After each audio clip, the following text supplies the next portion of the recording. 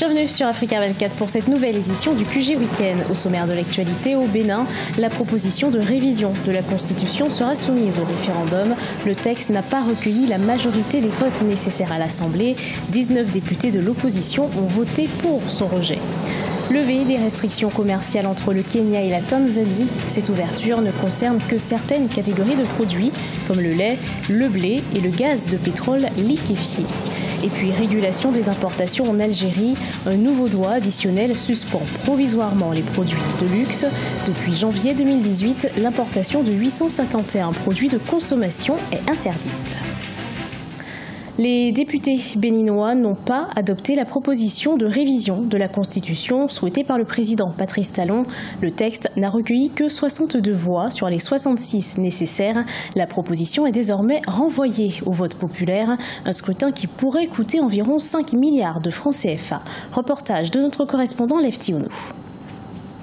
La proposition de loi portant amendement de la Constitution béninoise du 11 décembre 1990 devra être soumise à un référendum. Introduite au Parlement par 8 députés de la majorité présidentielle, la proposition n'a pas pu, en fin de compte, recueillir les voix nécessaires devant permettre une adoption directe. Au terme de son examen, le texte a été approuvé par 62 députés de la majorité présidentielle, tandis que 19 députés de l'opposition ont voté pour son rejet et un député s'est abstenu. Le BNP regrette que, bien que nos collègues aient apprécié très souvent la pertinence du contenu de ce qui est proposé, je fais le constat que le contexte a déteint sur le texte. En 2017, l'Assemblée nationale a rejeté un projet de modification de la loi fondamentale porté par le président Patrice Talon qui souhaitait l'instauration d'un mandat présidentiel unique de 7 ans contre 2 mandats de 5 ans actuellement. Malgré ce deuxième camouflet, le gouvernement peut toujours soumettre la proposition au référendum. Nous voulons que le peuple même décide de cette modification de la Constitution.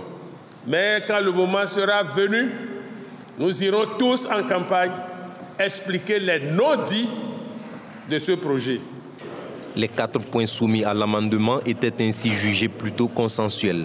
La suppression de la peine de mort, la création de la Cour des comptes, l'alignement des mandats en vue du couplage des élections et l'amélioration de la représentativité des femmes aux postes de responsabilité. Fin des restrictions commerciales sur certains produits entre le Kenya et la Tanzanie. Cette décision conjointe a été prise par les autorités kenyanes et tanzaniennes à la suite d'une réunion consultative de 3 jours en Tanzanie. En l'espace de 5 ans, les échanges commerciaux entre ces deux pays ont chuté de près de 50%. Les explications de Corinne Kamse.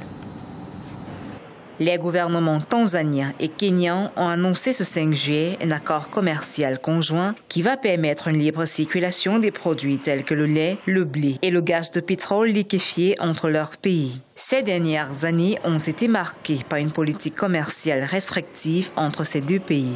C'est très intelligent de la part de 2 présidents très progressistes que sont le président kenyan et le président tanzanien de se rendre compte qu'à l'évidence, il ne va pas être possible de continuer par amour propre à protéger les frontières lorsqu'on s'engage dans des grands groupes.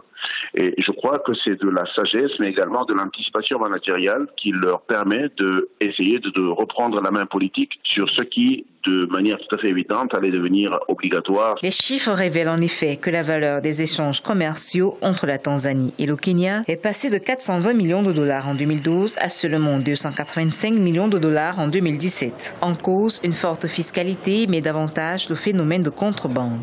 Après nos discussions, nous sommes arrivés à la conclusion que le plus grand défi pour les commerçants entre nos frontières est la contrebande. Nous avons accepté d'impliquer nos ministères de l'Intérieur pour s'assurer que nous éradiquons totalement le problème. Pour l'heure, cette ouverture ne concerne pas certaines catégories de produits tels que les huiles comestibles, la confiserie, le textile et le ciment. La Tanzanie ayant exigé une vérification préalable de l'origine de ces produits.